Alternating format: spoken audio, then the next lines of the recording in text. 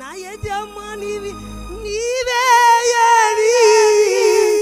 అనుకొని గడియలో వస్తావని, పెండ్లి కుమారుడవు నీవే కలంకమే లేని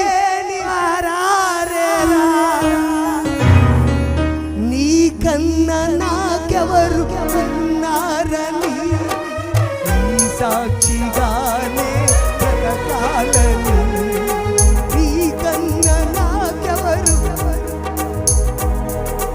నీ సాక్షిగానే బ్రతకాలని.